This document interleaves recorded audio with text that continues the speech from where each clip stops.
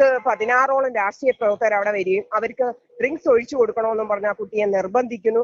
എന്റെ കയ്യിൽ കുറച്ച് തെളിവുകളുണ്ട്. താരാലക്ഷ്മി, ഹേമ കമ്മിറ്റി റിപ്പോർട്ട് പുറത്തുനിന്നപ്പോൾ താങ്കൾ ഓരോ ദിവസം ഓരോ വെളിപ്പെടുത്തലാണ് നടത്തിക്കൊണ്ടിരിക്കുന്നത്. ഓരോ ദിവസം ഓരോ പ്രമുഖരുടെയും മുഖംമൂടി വലിച്ചീറുന്ന രീതിയിൽ വെളിപ്പെടുത്തി. ഏതാനും ദിവസം താങ്കൾ ഒരു പ്രമുഖ ചാനലിൽ കൊടുത്ത ഇന്റർവ്യൂ ഞങ്ങൾ ശ്രദ്ധിച്ചൊരു കാര്യമാണ്, പ്രമുഖ രാഷ്ട്രീയക്കാരുടെ കിടച്ച പങ്കിടാൻ സംവിധാനം നിർബന്ധിച്ചു. അതെന്താണ് സത്യാവസ്ഥ അതിൽ? കാരണം ഇപ്പം ആദ്യം സിനിമാക്കാരായിരുന്നു, ഇപ്പം നേരെ തിരിഞ്ഞ് രാഷ്ട്രീയക്കാരെ അടുത്ത് പോയിരിക്കാണ് ഹേമ കമ്മിറ്റി റിപ്പോർട്ട്. അത് കാര്യം ഞാൻ പറയാം. ഞാൻ ആരെയും മുഖംമൂടി വലിച്ച് അങ്ങനൊന്നും ഞാൻ മനസ്സിൽ പോലും കരുതിയിട്ടില്ല.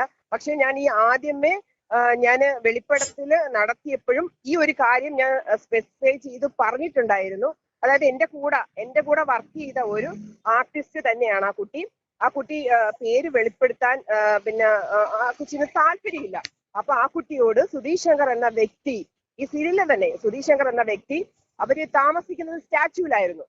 അവിടെ വെച്ചിട്ട് കുറച്ച് 10-16ഓളം രാഷ്ട്രീയ പ്രവർത്തകർ അവിടെ വരികയും അവർക്ക് ഡ്രിങ്ക്സ് ഒഴിച്ചു കൊടുക്കണമെന്നും പറഞ്ഞ ആ കുട്ടിയെ നിർബന്ധിക്കുന്നു.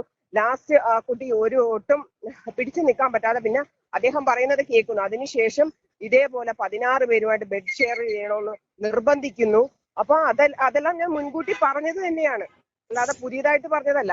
അപ്പം അതിന്റെ ഒപ്പം ഞാൻ പറഞ്ഞതാണ് രാഷ്ട്രീയക്കാരാണെന്ന്, സിനിമാക്കാരല്ലാതെ രാഷ്ട്രീയക്കാരായിരുന്നു കൂടുതലും ഉള്ളത് ആ കൂട്ടത്തില്. അല്ല, എന്തുകൊണ്ട് ഈ കാര്യങ്ങൾ ആദ്യം ഇങ്ങനെ സംഭവം ഉണ്ടാകുമ്പോൾ നിങ്ങൾ താങ്കൾ ഉൾപ്പെടെയുള്ള നടിമാർ ഇത് പുറത്ത് പറഞ്ഞില്ല? ഇപ്പോൾ ഈ ഹേമ കമ്മിറ്റി റിപ്പോർട്ട് വന്നപ്പോൾ മാത്രം ഇത്രയും വാർത്തകൾ പുറത്തു വരണത് എന്തുകൊണ്ടെന്ന് വെച്ചാൽ ഇപ്പോഴാണ് അവർക്ക് ഒരു ധൈര്യം കിട്ടിയത്. ഒരുപക്ഷെ പിന്നെ ഈ ഒരു സമയമാണ് പറയാൻ പറ്റിയതെന്ന് അവർക്ക് തോന്നിയിട്ടുണ്ടാവും. ആണ്. ഓരോ ദിവസങ്ങൾ ഓരോ നടന്റെ പേരുകളാണ് പുറത്തു വന്നുകൊണ്ടിരിക്കുന്നത്. അതിപ്പോ ഇന്നലെ തന്നെ വന്ന നിവിൻ പോളിയുടെ പേര്, അതൊക്കെ അത് പണ്ട് നടന്ന സംഭവമാണ്. അത് കേട്ടാലും നമുക്കൊരു പൊരുത്തമില്ലാത്ത പോലെ തോന്നുന്നുമുണ്ട്. അതുപോലെ നടൻ ജയസൂര്യക്കെതിരെ വന്നൊരു ആരോപണം, അതൊക്കെ ഒന്നും തെളിയിക്കാൻ പറ്റാത്ത രീതിയിലാണ് കേരള പോലീസ് നിൽക്കുന്നത്. കാരണം ഇത്രയും പറയുകയാണെങ്കിൽ സത്യസന്ധമായ വാർത്തകൾ മാത്രമേ പുറത്തു വന്ന് പറയാവൂ. അതെ, അതിപ്പം എനിക്കും ഭയങ്കരമായ രീതിയിൽ അഫക്ട് ചെയ്തുകൊണ്ടിരിക്കുകയാണ്. ഒരു കുട്ടി ജയസൂര്യക്കെതിരെ വന്ന് പറഞ്ഞ്, പക്ഷെ ആ കുട്ടിയെ കുറിച്ചുള്ള കുറെ ഡീറ്റെയിൽസ് പുറത്തു വന്നു. എന്റെ കയ്യിൽ കുറച്ച് തെളിവുകളുണ്ട്.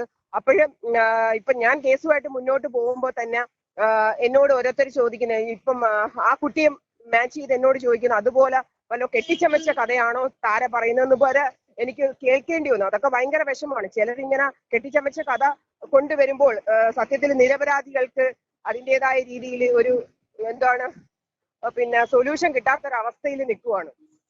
താങ്കൾ പറഞ്ഞ ഈ സീരിയൽ സംവിധാനം ഇപ്പോഴും സീരിയൽ രംഗത്തുണ്ട്. പക്ഷെ ഒരിക്കലും സീരിയൽ രംഗത്തിന് ആ സംവിധാനം ആരും മാറ്റി നിർത്തുന്നില്ല.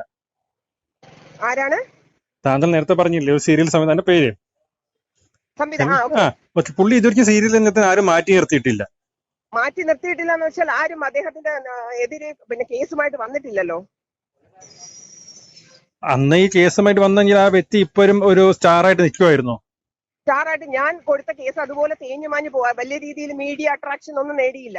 അപ്പൊ അത് ആരും അറിയാതെ അത് പോവുമായിരുന്നു. ഇപ്പോഴും അദ്ദേഹം നോക്കുന്നത് അത് എങ്ങനെ തേച്ചു മാച്ച് കളയാമെന്നാണ് അദ്ദേഹം ഇപ്പോഴും നോക്കിക്കൊണ്ടിരിക്കുന്നത്. You're watching me on metromatney.com.